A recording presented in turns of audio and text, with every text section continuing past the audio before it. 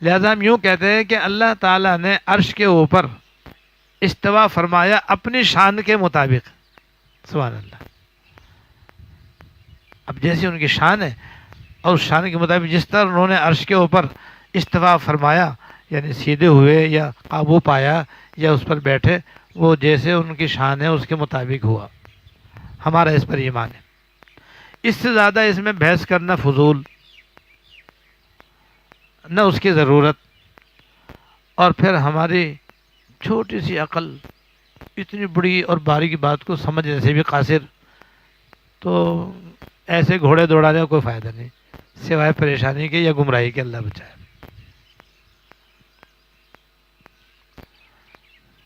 اس کے بعد اللہ پاک نے فرمایا کہ چاند و سورج کو انہوں نے مسخر فرما دیا ہے اور کام پر اللہ پاک نے لگا دیا ہے.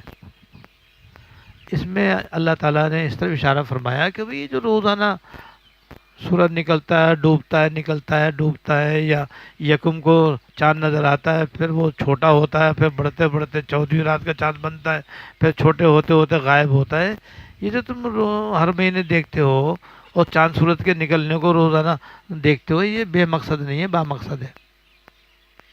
ان کے اللہ پاک نے کوئی کام ثبوت کیا ہوا ہے جس کو یہ انجام دے رہے ہیں.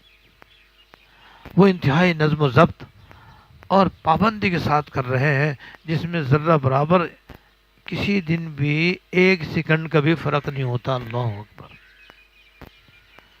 ان کے نظام الاوقات میں 1 لمحے کا خلل نہیں آتا اور فرق نہیں آتا.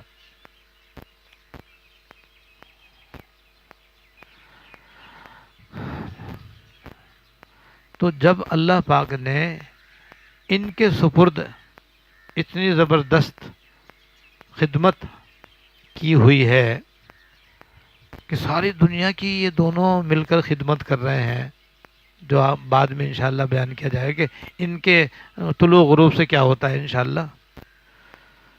تو جب یہ اتنی بڑی بڑی مخلوقات اللہ تعالیٰ کے حکم سے کام میں لگی ہوئی، تو اے انسان تو جو ان سب کے اندر اشرف المخلوقات قرار دیا گیا ہے، تیرے زندگی کا کوئی مقصد نہیں ہوگا؟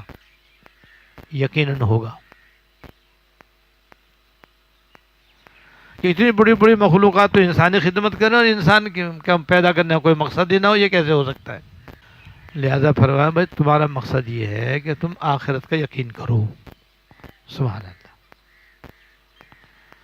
کہ دیکھو یہ ایسے حیرت انگیز کائنات اللہ پاک نے پیدا فرمائی ہے، وہ اس پر کیسے قادر نہیں ہو سکتا کہ تم کو دوبارہ زندہ کرے؟ اور یہ کیسے ہو سکتا ہے کہ وہ کوئی انصاف سے کام نہ لے، ظالم سے اس کے ظلم سے کا بدلہ نہ لے اور مظلوم کو اس کے ظلم کا بدلہ نہ دلوائے؟ یہ کیسے ہو سکتا ہے؟ لہذا کوئی نہ کوئی عالم تو ایسا ہونا چاہیے جہاں انسان کو اچھے برے کا بدلہ ملے. انسان کی عقل یہ کہتی ہے بھئی دنیا میں تو انسان کو پورا حق ملتا نہیں ہے، حق مارا جاتا ہے، حق ملتا نہیں ہے. تو ہمارے ایک عالم ایسا ہونا چاہیے جہاں پر انصاف بھی ہو. اسی عالم کا نام ہے عالم آخرت. تو جو پروردگار اتنی زبردست اپنے قدرت سے آسمان و زمین پیدا کر سکتا ہے، کائنات پیدا کر سکتا ہے، تو وہ آخرت بھی پیدا کر سکتا ہے. کہہ اسے مانو. اور اس کے ماننے کا مطلب یہ ہے کہ اب اس دنیا میں جو کچھ کرو گے اس کا آگے حساب دینا ہوگا.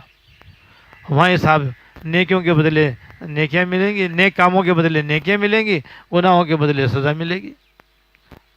اگر وہ اہل ایمان میں سے ہوگا تو اللہ تعالیٰ کا فضل ہو گیا تو معاف فرما دیں گے، ورنہ سزا کے لیے دوزخ میں ڈالیں گے، پھر ایمان کی بدولت نکال لیں گے. اور خدا نہ خواستہ کوئی کافر ہوگا تو بس وہ تو گیا دوزخ میں، گیا تو گیا، وہ ہمیشہ ہمیشہ اس میں رہے گا. یہ ان 5 آیتوں کا خلاصہ ہے بھائی. تو بس یہ ہے کہ بھائی اللہ تعالیٰ کو ایک اللہ تعالیٰ کے پیغمبروں کو سچا مانے اور آخرت کو برحق جانے، اور برحق جاننے کے ساتھ ساتھ اب دنیا میں اس طرح سے رہیں کہ بھئی کل آخرت میں جواب دینا ہے اور اس زندگی کے حساب دینا ہے. لہذا وہ کام کرو کہ جو کل ہمارے گلے نہ پڑے. ایسے کام نہ کرو کہ کل مصیبت آئے. ہمیشہ وہ کام کرو جو کل آخرت میں ہمارے لیے ذریعہ نجات بنے. اللہ تعالیٰ ہم سب کو توفیق عطا فرمائے. درس قرآن.com www.darsequran.com